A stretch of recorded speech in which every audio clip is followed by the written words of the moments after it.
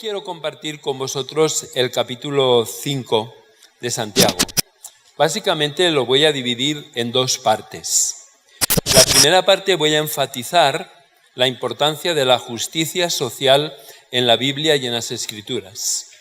Voy a utilizar la primera parte en que Santiago hace una denuncia de los ricos y de los opresores para hablar de la importancia de que los creyentes, de que los seguidores de Jesús no nos estemos desatendiendo o desentendiendo de las necesidades del mundo en el que nos ha tocado vivir.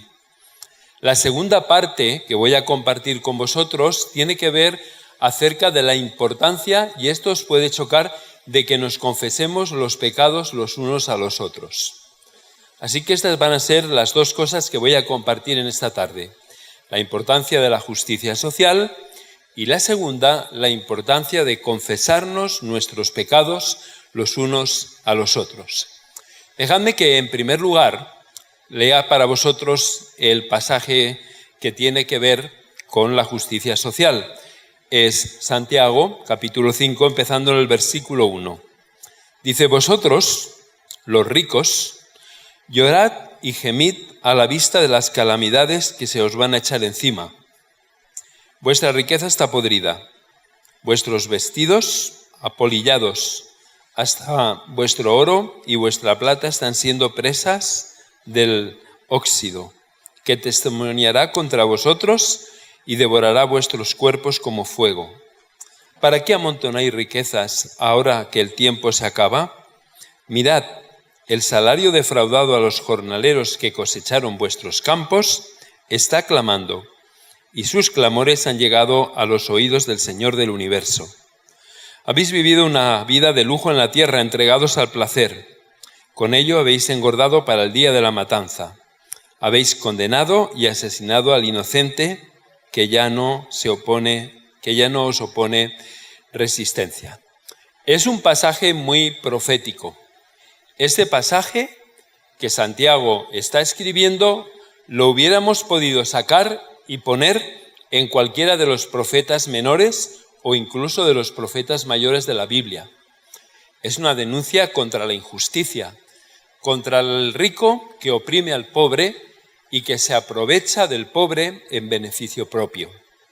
Es un pasaje muy escatológico porque no solamente hace una denuncia de la riqueza, no solamente está haciendo una denuncia de conductas que son conductas que dañan a la inmensa mayoría de la población, sino que además está anunciando un juicio escatológico, es decir, en el día de mañana, en que las personas que están obrando de esta manera van a tener que rendir cuentas hasta el Señor.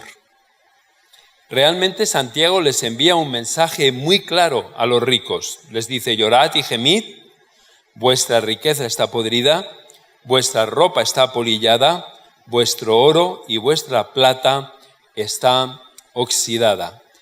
Y cuando está haciendo esta denuncia, Santiago, el hermano de Jesús, está haciendo esta denuncia basada en hechos muy claros y muy concretos.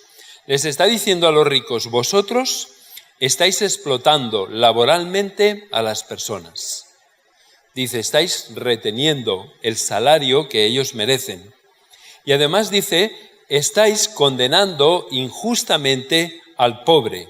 Es decir, estáis utilizando las estructuras de poder del Estado y de la sociedad en beneficio vuestro para poder oprimir a las personas.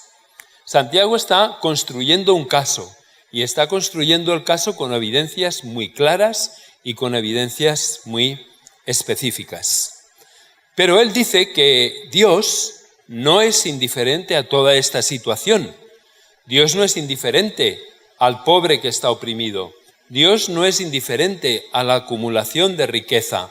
Dios no es indiferente a las personas que están utilizando las estructuras del Estado en beneficio propio. Dice con mucha claridad Santiago que el clamor del pobre, del oprimido y del necesitado ha llegado hasta el cielo. Y afirma Santiago: os estáis preparando para el día de la matanza. Es bien sabido Es bien sabido que cuanto más poderosas son las personas y cuantos más recursos tienen, más capacidad tienen para sustraerse de la justicia de este mundo. Pero a la vez es bien cierto que hay una justicia escatológica en que el Señor llegará un día en que no tendrá por inocente al culpable y Dios realmente impartirá justicia. Cuando está hablando en este lenguaje tan duro Santiago y habla del día de la matanza, está utilizando un lenguaje sacado de los profetas del Antiguo Testamento. Pero el punto que yo quiero enfatizar con vosotros y el punto que yo quiero enfatizar y quiero resaltar es que Dios hay un día que ejercerá justicia. La Biblia nos enseña que Dios es santo, ¿verdad? Y como Dios es santo, de su santidad nosotros extraemos la moral y la ética. Nosotros debemos de tener un comportamiento moral y debemos de tener un comportamiento ético porque nuestro Dios es un Dios santo. Y la Iglesia muchas veces ha levantado su voz contra cosas que le han parecido cosas inmorales. Y lo ha hecho bien. Y lo ha hecho bien porque al hacerlo está respondiendo al carácter de un Dios que es un Dios santo. Y por lo tanto es un Dios que se preocupa por la moral y por la ética. ¿Tiene sentido hasta aquí lo que estoy tratando de compartir? Pero algo que la Iglesia ha olvidado es que el mismo Dios que es santo a la vez es un Dios justo. Y de la misma manera que el Dios santo no puede ver el pecado y no puede soportar el pecado, el Dios justo no puede soportar de ninguna de las maneras la injusticia. Y si de la santidad de Dios nace nuestra preocupación por la moral, de la justicia de Dios debe de nacer nuestra preocupación por la justicia, por la integridad y por la rectitud. ¿Saben qué? Lamentablemente la Iglesia cristiana se ha ido hacia un lado, se ha ido hacia el lado de la moral y hemos olvidado el lado de la justicia. Y nos encontramos que en el campo cristiano hay gente que lucha por la justicia social y se han olvidado de la santidad de Dios. Y otros que están tan enfocados en la santidad de Dios que se han olvidado de la justicia de Dios. El Señor Jesús siempre afirma que esto es necesario hacer sin dejar de hacer lo otro. Nosotros debemos de tener un compromiso con la moral y con la ética, pero nosotros debemos de tener también un compromiso con la justicia, con la integridad y con la rectitud. Pero lamentablemente la Iglesia está dando un triste espectáculo a la hora de alinearse con la justicia de Dios. Fíjense ustedes, en toda América Latina y en Europa, las únicas cosas que hacen que la Iglesia salga a la calle es la ideología de género y el aborto. Porque la ideología de género y el aborto están en contra de un Dios que es santo, ¿cierto? Y por lo tanto nos movilizamos. Podemos incluso saltar por encima de nuestras diferencias ideológicas, de nuestras diferencias teológicas. Podemos obviar que tenemos diferentes énfasis denominacionales que a veces nos impiden asistir a un evento que organiza otra denominación, pero contra la ideología de género y contra el aborto nos podemos juntar para salir a la calle y para poner, nunca mejor dicho, el grito en el cielo. Solamente esto le rompe el corazón a Dios. Yo no me acabo de sentir a gusto con un Dios homófobo y con un Dios antiabortista. No me acabo de sentir a gusto con un Dios que estas son sus únicas preocupaciones. O no me acabo de sentir a gusto con un Dios que la Iglesia interpreta que estas son sus únicas preocupaciones y las únicas cosas que realmente le rasgan el corazón. Pero un Dios que es completamente indiferente a la injusticia social y que es completamente indiferente a tantas y a tantas injusticias políticas, económicas y sociales que tenemos en nuestro país. La injusticia no forma parte del plan de Dios. Cuando Dios acabó la creación, afirmó clara y rotundamente que todo lo que había hecho era bueno. Pero cuando yo miro a mi alrededor, no solamente en Colombia, sino en España, y miro alrededor mío en el mundo, veo que la bondad que Dios declaró en la creación muchas veces es bien difícil de poder encontrar. Porque la injusticia que está denunciando Santiago, y la está denunciando brutalmente y con un lenguaje categórico, no es el resultado del plan de Dios, sino que es el resultado del pecado y de nuestra rebelión contra Dios y contra su autoridad.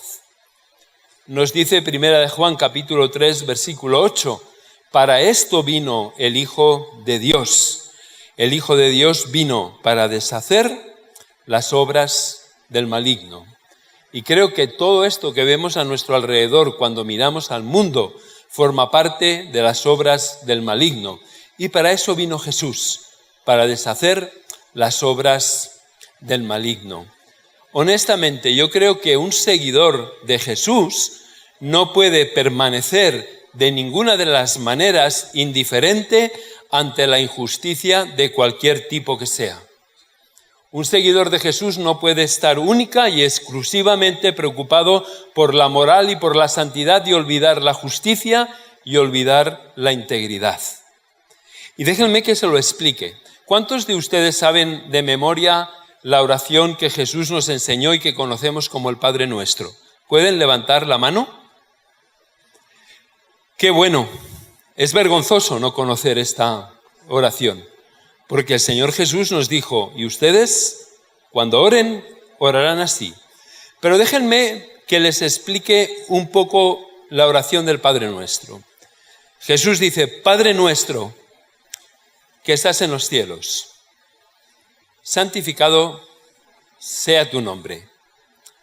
Venga a nosotros tu reino y hágase tu voluntad, aquí en la tierra, de la misma manera que se hace en el cielo. Venga a nosotros tu reino. Esta es la oración que Dios nos pidió hacer.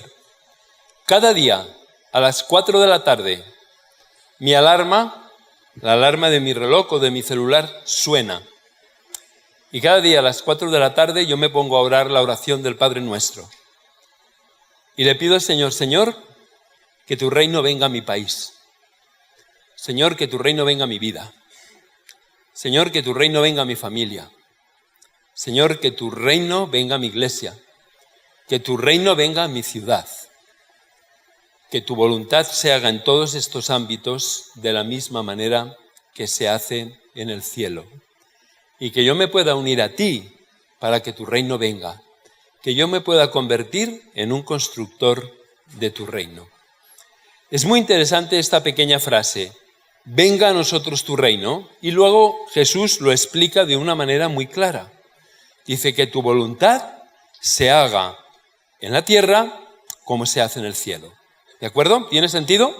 Que el reino venga es que lo que en el cielo se haga en la tierra. Dejadme que lo ponga en términos negativos.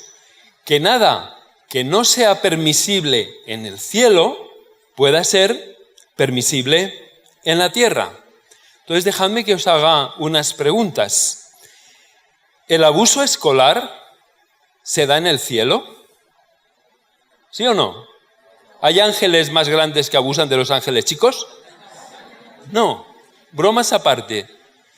Si el abuso escolar no es permisible en los cielos, no es permisible en la tierra. ¿La violencia doméstica se da en el cielo? ¿El maltrato de las mujeres por parte de los hombres que se emborrachan, que las golpean, que abusan de ellas físicamente, emocionalmente, verbalmente? ¿Se da en el cielo la violencia doméstica? Entonces, hermanos, si en el cielo no es permisible, en la tierra no es permisible. ¿Se da en la tierra el abuso contra los niños, el abuso infantil? En mi país, 1 de cada 3 niños es abusado físicamente, sexualmente, verbalmente, emocionalmente o una combinación de todo ello. ¿Es permisible el abuso infantil en los cielos? Entonces algo me hace pensar que no es permisible en la tierra. Hágase tu voluntad. aquí en la tierra como se hace en los cielos. ¿El tráfico de seres humanos es permisible en el cielo? ¿Es permisible pues en la tierra? No puede ser permisible en la tierra nada que no sea permisible en el cielo. ¿El aborto es permisible en el cielo? Por lo tanto, tampoco puede ser permisible en la tierra. ¿Hay corrupción política en el reino de los cielos? Entonces, ¿es permisible la corrupción política en la tierra? ¿La explotación económica es permisible en el reino de los cielos? Entonces entiendo que tampoco puede ser permisible en la tierra. La explotación de los emigrantes que tienen que huir de sus países por razones económicas o por razones de persecución política, ¿es permisible en los cielos? Entonces entiendo que tampoco puede ser permisible en la tierra. La violación de los derechos humanos de los campesinos o de cualquier colectivo es permisible en el cielo, tampoco puede ser permisible en la tierra. El abuso del poder político es permisible en el cielo, tampoco puede ser permisible en la tierra. Y honestamente, y os lo digo de corazón, yo me avergüenzo de la Iglesia que levanta la voz contra el aborto y la ideología de género y permanece completamente indiferente a cosas que son total, completa y absolutamente intolerables en el reino de los cielos. Es una iglesia que no hace justicia al Dios que es justo.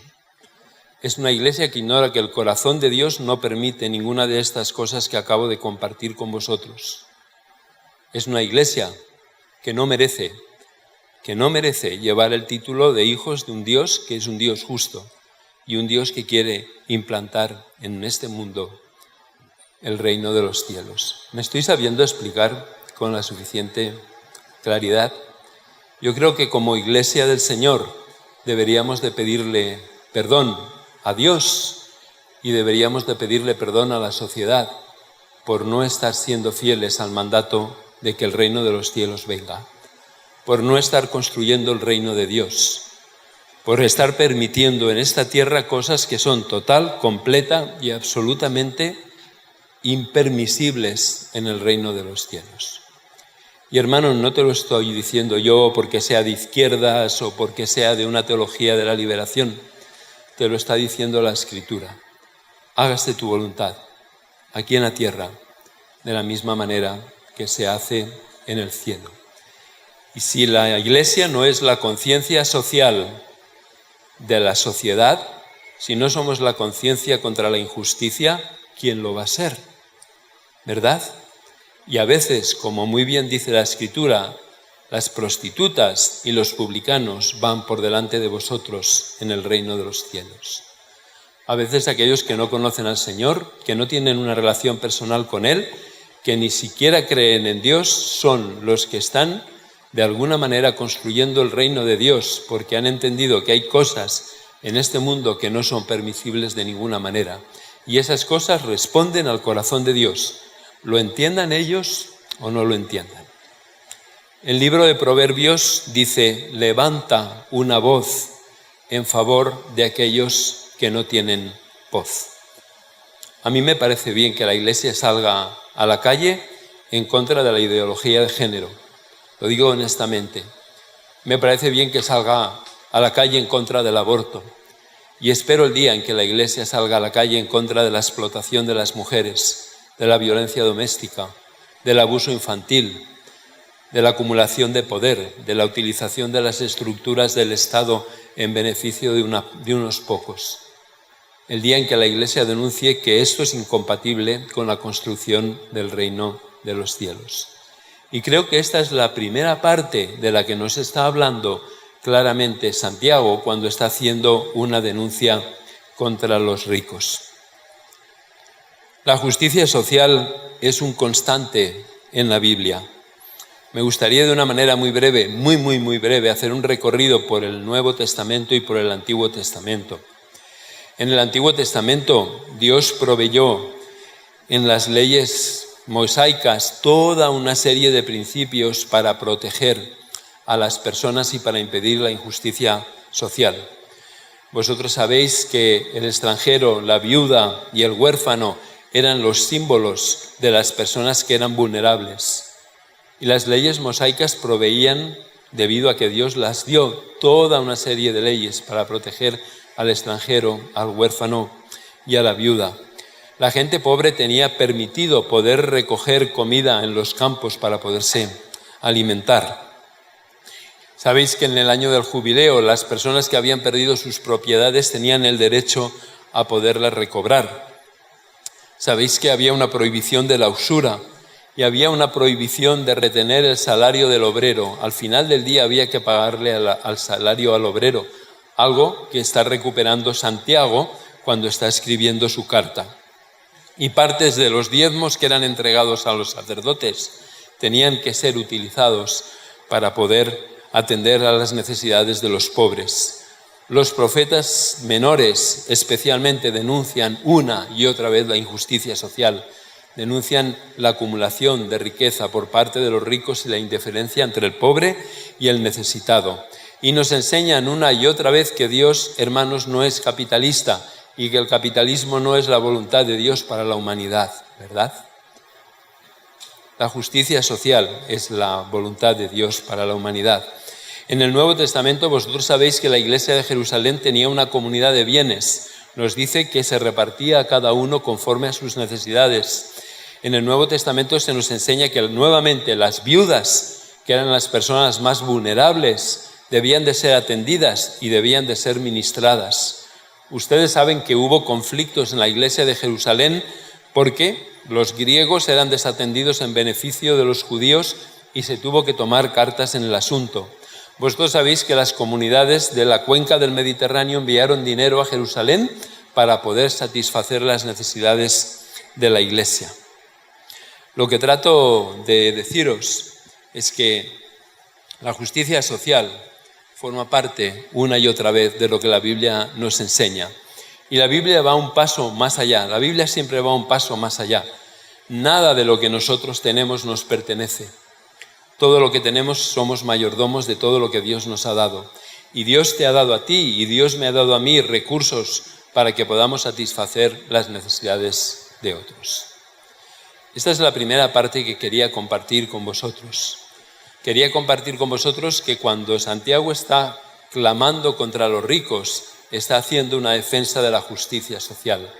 Y la justicia social no es una cuestión de un programa político, ni es una cuestión de ser de izquierdas ni de derechas. Es un reflejo de nuestro Dios, que es un Dios justo. Y de su justicia nace nuestro amor, nuestra pasión y nuestro compromiso por la justicia. Yo quiero que pienses profundamente en esta frase. Hágase tu voluntad aquí en la tierra como se hace en el cielo.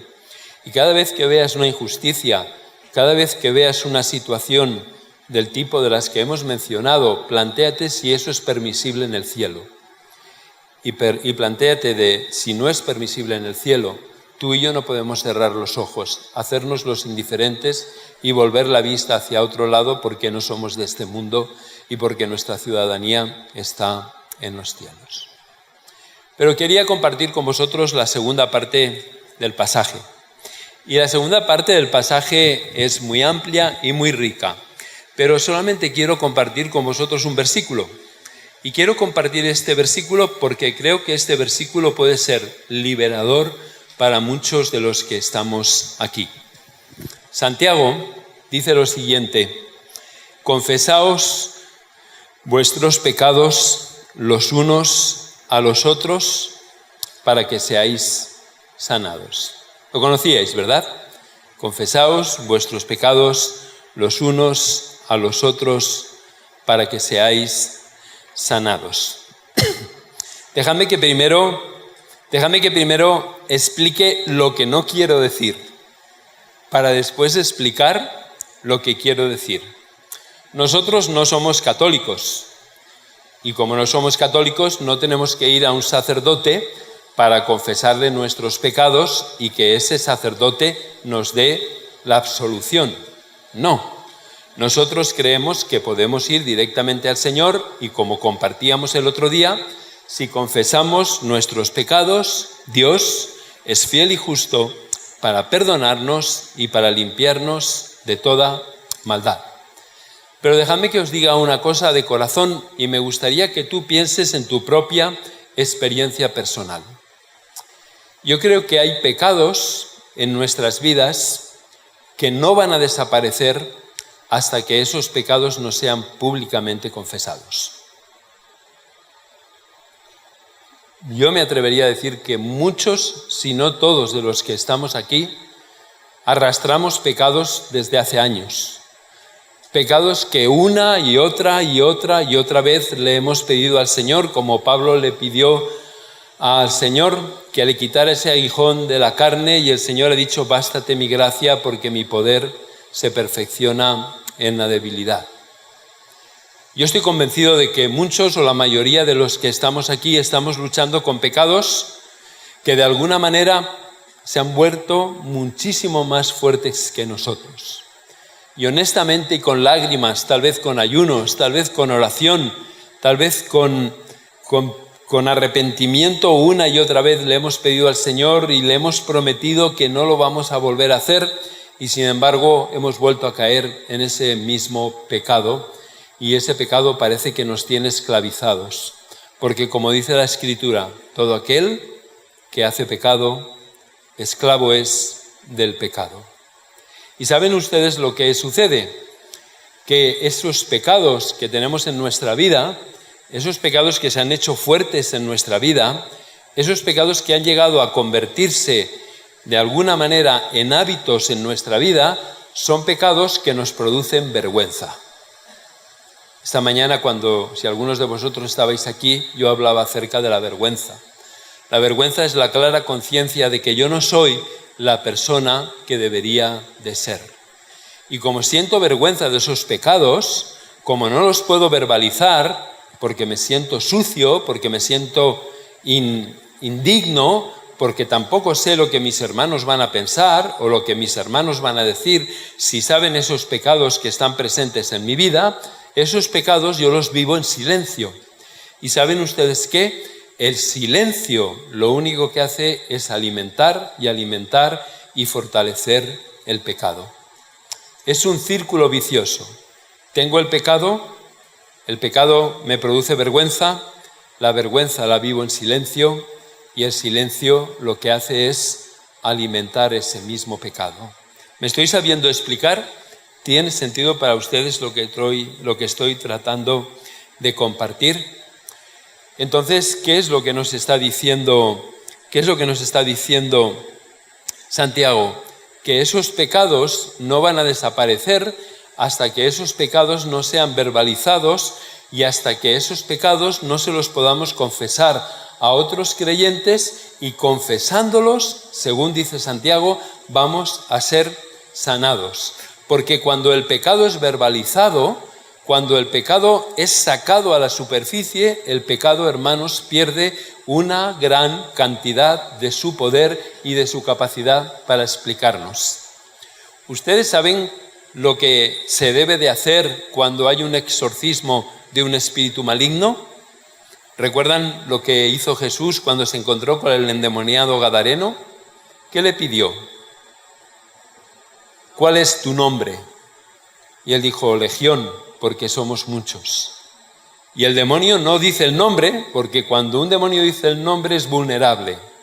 Lo que estoy tratando de decir es que cuando el pecado es verbalizado y cuando el pecado es sacado a la luz, el pecado pierde una buena parte de su poder y pierde una buena parte de su capacidad de esclavizarnos y de someternos. Por favor, díganme si me he sabido explicar, si tiene sentido lo que estoy tratando de compartir con vosotros. Me dan ganas de decir, bueno, vamos a confesar los pecados. Yo seré el último, vamos a empezar por esta fila y vamos compartiendo. La verdad es que no se trata de esto. La verdad es que no se trata de esto, pero sí se trata de que todos nosotros, hermanos y hermanas, todos nosotros necesitamos a alguien a quien podamos confesar nuestros pecados. alguien a quien podamos verbalizarle eso que nos esclaviza, alguien a quien podamos verbalizarle ese pecado con el que llevamos tal vez años y años y años luchando. Ese pecado que por más que le hemos prometido al Señor, por más que hemos orado y por más que hemos ayunado, tiene más fuerza que nosotros mismos. Y lo que Santiago nos está diciendo, y lo creo firmemente, es que cuando le verbalizamos a una persona nuestro pecado, cuando confesamos nuestros pecados, entonces es cuando empieza realmente el proceso de sanación. Pero esto no lo podemos hacer con cualquiera, ¿verdad? No podemos levantarnos el domingo en la iglesia y comenzar a confesar nuestros pecados. Sería tremendamente saludable y sería tremendamente higiénico y sería tremendamente sanador. Pero desgraciadamente no tenemos la seguridad de que vamos a recibir el amor, la comprensión y la gracia para poder aceptar nuestro pecado. Pero necesitamos desesperadamente encontrar personas con las que nosotros podamos confesar nuestros pecados. Miren, dice la Escritura, de gracia habéis recibido y de gracia debéis de dar. Yo lo que te pediría es que para que puedas confesar tus pecados, tienes que encontrar a una persona que sea una persona llena de gracia. Una persona que esa misma persona haya sabido aceptar su realidad como pecador, como estábamos hablando esta mañana, cuando hablábamos de hacer paz con nosotros mismos. Ha de ser una persona que realmente tenga asumido el pecado en su vida y esté viviendo en la gracia de Dios, porque el que no está viviendo y no está experimentando la gracia, no te va a poder conceder a ti gracia. Tienes que buscar una persona llena de gracia, una persona que a pesar de que tú puedas confesarle tu pecado, de que a pesar de que tú puedas verbalizarle algo que pueda ser tremendamente escandaloso o tremendamente fuerte o tremendamente duro, esa persona, a pesar de ello, te va a amar, te va a aceptar incondicionalmente, no va a sentir asco de ti, no te va a despreciar y es más, te va a acompañar en tu proceso de sanación.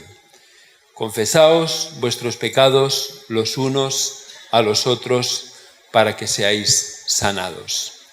¿Saben ustedes cuál es la raíz del legalismo? La raíz del legalismo es cuando tú no has aceptado la realidad del pecado en tu propia vida personal. Recordáis que Santiago decía, todos nosotros pecamos y pecamos con mucha frecuencia. El gran problema es que muchos de nosotros no hemos aceptado que somos miserables y que vivimos gracias a la gracia de Dios. Y como no hemos aceptado que somos miserables y vivimos gracias a la gracia de Dios, nos necesitamos sentirnos mejores que otras personas, porque si nos sentimos mejores que otras personas, la tensión que nos produce la vergüenza de no ser la persona que deberíamos de ser, nos hace sentirnos mucho mejor. Pero yo creo que hay pecados en nuestras vidas que nunca van a desaparecer, que nunca van a ser eliminados hasta que no los confesemos. Confesaos vuestros pecados los unos a los otros para que seáis sanados. Y yo te pido en el nombre del Señor, con toda humildad, busca a alguien a quien puedas confesarle tus pecados. Busca a alguien con quien tú puedas abrirte, alguien que no te va a rechazar, alguien que no va a sentir asco de ti, alguien que no va a sentir que eres un fracasado y que eres indigno y que no deberías de estar o en el liderazgo o en la iglesia o en la posición que estás. Busca a alguien a quien puedas confesar tus pecados. Busca a alguien que pueda orar por ti. Busca a alguien que te pueda acompañar en tu proceso y a quien tú puedas rendir cuentas. Hace unos años yo tenía un pecado que me tenía total y completamente esclavizado. Y yo le había pedido al Señor por activa y por pasiva que quitara ese pecado de mi vida, que lo eliminara, como el apóstol Pablo, ¿verdad? Le había pedido que quitara de mí ese aguijón de la carne. Y el Señor nunca lo quitó. Es más, el Señor todavía no lo ha quitado. Y cada vez que yo se lo he pedido, lo único que he recibido de parte del Señor es: bástate mi gracia, porque mi poder se fortalece en la debilidad. Pero hace unos años, viajando hacia Paraguay, recuerdo perfectamente el momento, viajando hacia Paraguay, en el aeropuerto, después de haber cometido ese pecado del que me avergonzaba y que me hacía sentir tan indigno, tan impotente y tan incapaz delante de Dios, escribí un correo electrónico a mi mejor amigo.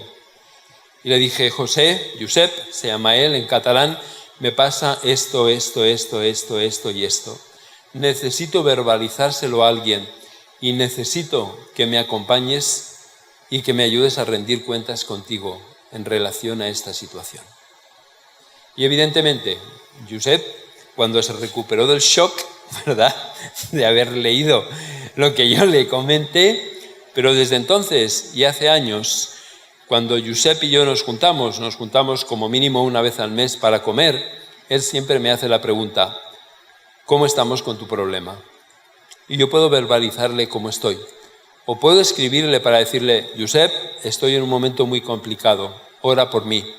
Josep, estoy con una presión muy fuerte, ora por mí. Josep, estoy en el límite, necesito que ores por mí. Y tengo a alguien que me pide cuentas. Me estoy sabiendo explicar con la suficiente claridad y les puedo decir que si esto bien no ha eliminado mi pecado, esto me ha ayudado a poderlo gestionar y a poderlo verbalizar y a poderlo afrontar y a poder tener recursos y poder tener compañeros que me ayudan en este proceso. Yo creo que a eso es a lo que se refiere Santiago cuando dice: confesaos vuestros pecados los unos a los otros para que seáis sanados. Yo, la verdad, cuando os miro, pienso: ¿cuántos de vosotros vivís el pecado en silencio?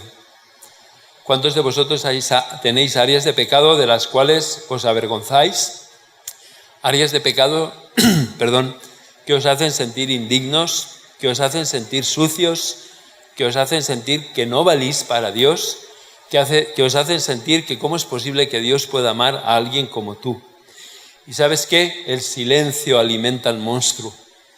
El silencio va alimentando más y más y más el monstruo. Por eso necesitamos verbalizar, por eso necesitamos confesar nuestros pecados los unos a los otros para que podamos ser sanados. No es fácil ser vulnerable, ¿verdad? No es fácil ser vulnerable. ¿Vosotros os acordáis en el libro de Génesis cuando Adán y Eva pecaron y se escondieron y se construyeron unas vestiduras con hojas de higuera para tapar su desnudez? ¿Os acordáis? El problema no tiene nada que ver con la sexualidad. A veces piensan los que no son cristianos que nosotros tenemos una obsesión por el sexo. Para mí el problema es que Adán y Eva ya no podían ser vulnerables delante de Dios. Ya no podían ser vulnerables. Había cosas que había que esconder. Y todos los que estamos aquí tenemos cosas que escondemos. Y esas cosas que escondemos nos destruyen. Y esas cosas que escondemos nos pudren. Y esas cosas que escondemos nos hacen sentir vergüenza. Y esas cosas que escondemos, el silencio, las alimenta y las alimenta. Quiera Dios que puedas tener en tu entorno alguien a quien puedas ir y confesar tus pecados para que puedas ser sanado. Alguien a quien puedas rendir cuentas. Alguien que no te va a juzgar. Alguien que te va a ofrecer de parte de Dios amor y aceptación incondicional. Alguien que cuando caigas te va a ayudar a levantarte y te va a decir: sigamos adelante. Pero te puedo afirmar en el nombre del Señor que el pecado verbalizado pierde poder, ¿verdad? Pierde poder. Confesaos vuestros pecados los unos a los otros para que seáis sanados. Con esto he terminado lo que quería compartir con vosotros. Dejadme que haga un resumen. Yo no soy un gran predicador motivacional. Yo soy un maestro de punto 1, punto 2, punto 3, A, B, C, y necesito hacer un resumen, porque si no, no soy fiel a mí mismo. Pero yo quería compartir con vosotros en esta tarde dos grandes principios. El primer principio es que somos constructores del reino de los cielos. Y hermanos, nada que no es permisible en el reino de los cielos es permisible en la tierra. Y tú y yo tenemos un compromiso, no solamente en contra de la ideología de género, y tenemos un compromiso no en contra del aborto, sino contra todo aquello que en el reino de los cielos causa escándalo y genera clamor. Y ojalá el Señor a ti personalmente, y aquí hay centenares de personas, te dé una causa por la que quieras luchar, una voz a la que quieras, una voz a la que quieras dar voz porque no tiene voz. Ojalá el Señor saque de aquí y levante de aquí personas que luchen contra la corrupción política, contra la injusticia social, contra la violencia doméstica, contra el abuso en las escuelas, contra el abuso infantil, contra la pornografía infantil y tantas cosas que rasgan el corazón de Dios. Tal vez tú eres uno de los que tiene que levantar la voz por aquellos que no tienen voz. Y la segunda cosa que yo quería compartir con vosotros es que debemos confesar nuestros pecados los unos a los otros para que seas sanado. Busca una persona a quien puedas verbalizar tu pecado. No lo vivas en silencio y en vergüenza, no alimentes el monstruo, pero busca a alguien que sea una persona de gracia, una persona que haya aprendido a vivir con su propio pecado y con su propia realidad. Alguien que no sea un legalista, que no sea un justiciero enmascarado, ¿verdad? Sino alguien que haya vivido la gracia de Dios. Porque hay una cosa que está muy clara. El que no ha recibido gracia no puede dar gracia. Me gustaría pedirte que acabáramos en oración. Me gustaría pedirte que oraras a Dios y que tú le dijeras, ¿cuál es tu respuesta a lo que has escuchado esta noche? ¿Qué le quieres responder a Dios de lo que has escuchado esta noche? ¿Qué es lo que le quieres decir? ¿Qué es lo que le quieres verbalizar? Tengamos este tiempo de oración y después yo acabaré con una oración. ¿De acuerdo?